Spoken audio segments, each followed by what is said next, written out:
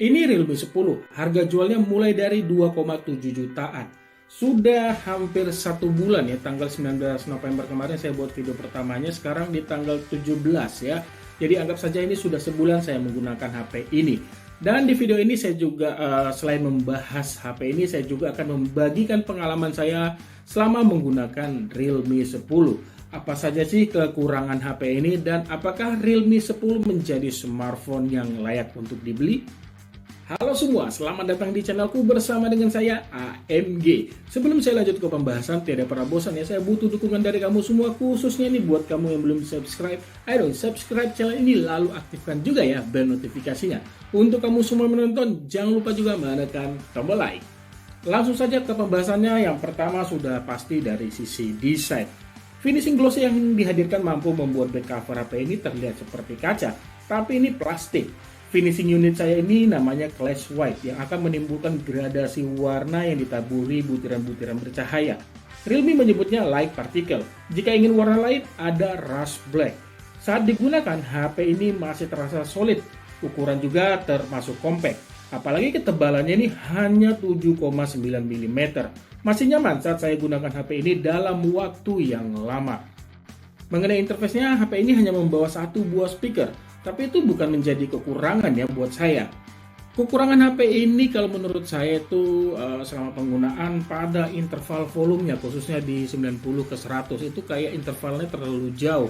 Pernah saya gunakan HP ini di kondisi tertentu ya, kalau 100% itu kayak kekencengan, tapi kalau 90% kayak pelan ya. Jadi ya terkadang nyaman, terkadang enggak. Kalau kamu mau lebih kencang lagi, memang sih di sini bisa naikkan ke 200%. Redmi menyebut itu Ultra Boom Super ya. Tapi konsekuensinya ini suaranya apa ya? Di kondisi tertentu aja sih mungkin dengar musik rock atau yang lebih ngebeat itu suaranya terdengar agak cempreng.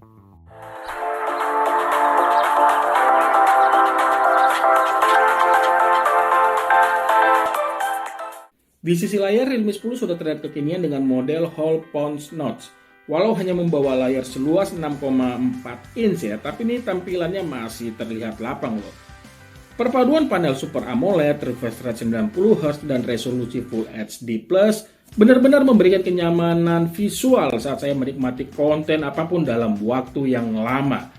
Perlindungan kacanya juga sudah mempercayakan Corning Gorilla Glass 5. Realme masih berbaik hati juga loh, dalam paket penjualan layar sudah dipasangkan screen protector. Buat kalian pencinta nonton streaming film seperti Netflix, Prime Video, ataupun sejenisnya, kalian bisa menikmatinya dalam kualitas HD karena layar HP ini sudah bersertifikasi Widefine L1. Walau sudah menggunakan panel Super AMOLED, Realme 10 tidak menempatkan sensor sidik jari di layar, melainkan pada sisi kanan, menyatu bersamaan dengan volume power, tapi itu bukan menjadi masalah demi menekan harga jual. Respon baca sensor tersebut termasuk cepat dan akurat, sama halnya sensor pemindai wajah melalui kamera depan. Ketidakhadiran LED notifikasi sudah digantikan fungsinya oleh Always On Display. Kalau buat saya ya, seharusnya Always On Display yang benar tuh ya begini, selalu muncul, nggak cuma 10 detik doang. Pengaturan Always On Display bisa diatur, mau nyala terus atau sementara atau terjadwal. Tampilan Always On Display juga bisa diganti, mulai dari bentuk jam hingga tulisan.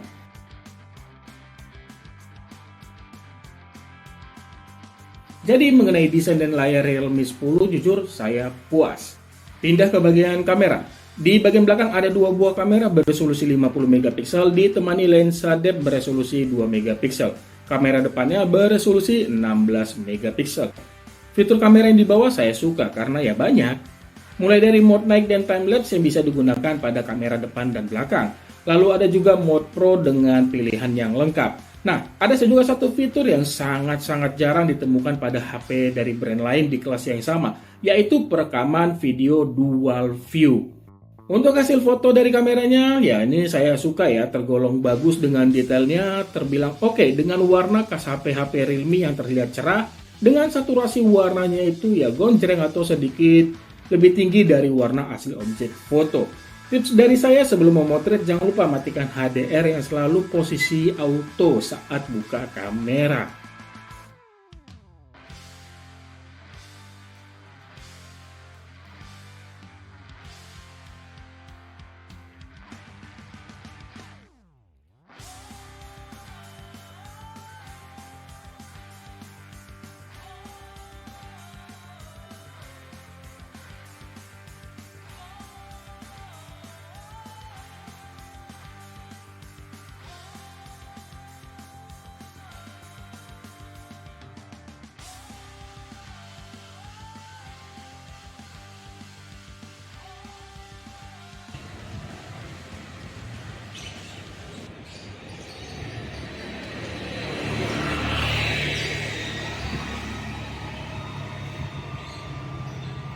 Ya, ini dia hasil perekaman video dari kamera belakang. Resolusinya saya buat Full HD 60 frame per second.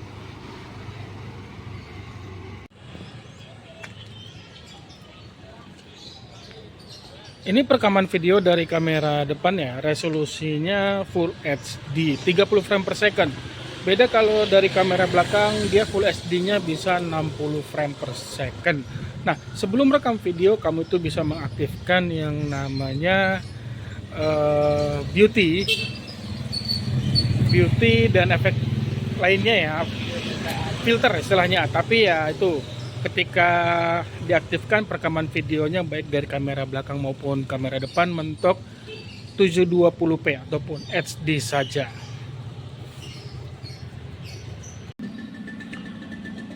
Ini contoh perekaman video dual view ya. Ini sebuah fitur perekaman yang menarik menurut saya, karena ini lebih cocok buat kalian yang mungkin sedang vlog ya. Jadi bisa menampilkan gambar kalian dan suasana yang sedang kalian rekam. Di bagian software nih, Realme 10 menggunakan tampilan antarmuka Realme UI 3.0 yang berjalan pada Android 12. Dari segi tampilan saya suka. Selain itu, Realme UI juga membawa banyak fitur yang terbilang banyak dan ini bisa dipilih ataupun diatur sesuai selera dan kebiasaanmu. Sekarang ke bagian performa. Realme 10 mengandalkan chipset yang lagi hit saat ini ya untuk HP-HP menengah, khususnya di kelas 2 hingga 3 jutaan. MediaTek Helio G99. Pilihan RAM ada dua, 4GB dan 8GB dengan internal storage masing-masing 128GB. Menjalankan aplikasi-aplikasi sosial media, baca berita, nonton YouTube, tidak ada yang saya keluhkan. Semuanya berjalan lancar.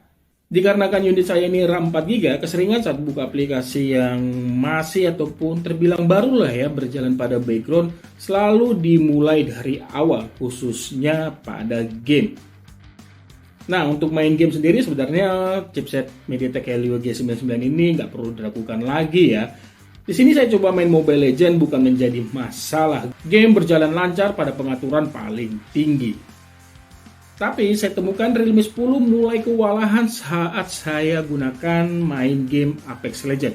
Padahal untuk game-game lainnya ya, seperti ada eFootball 2023, Free Fire, AoV, PUBG itu sudah saya uninstall. Tertinggal Apex, Mobile Legends, dan Candy Crush. Itu bener bener-bener bikin patah-patahnya itu bikin kesel saat main, yang artinya itu saya tidak nyaman. Berbagai skenario sudah saya lakukan, mulai dari saat main game itu game mode-nya ini saya aktifkan atau game mode-nya juga saya nonaktifkan, tapi tetap saja main game Apex Legends ini masih kategori nggak nyaman. Langkah terakhir saya coba merubah RAM expand ya ataupun RAM virtual dari awalnya 2GB ke 4GB. Barulah di sini saya mendapatkan kenyamanan memainkan Apex Legends. Memang sih game ini tidak berjalan mulus-mulus banget.